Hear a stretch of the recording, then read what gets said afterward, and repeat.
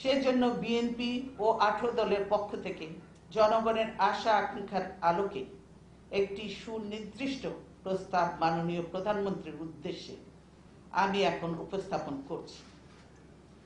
1996 ও 2001 সালে নির্দলীয় নিরপেক্ষ তত্ত্বাবধায়ক সরকারের অধীনে সকল দলের অংশগ্রহণ ভিত্তিক দুটি গ্রহণযোগ্য নির্বাচন অনুষ্ঠিত হয়েছিল।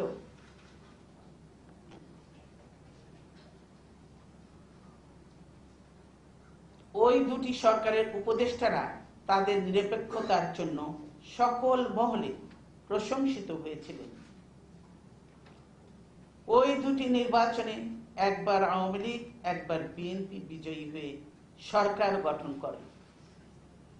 আমি প্রস্তাব করছি ওই দুই সরকারের 20 জন উপদেষ্টার মধ্য থেকে বর্তমান সরকারি দল 5 জন এবং বিরোধী দল 5 জন সদস্যের নাম প্রস্তাব করবেন। তারাই আসন্ন নির্বাচনকালীন সরকারের উপদেষ্টা হবেন।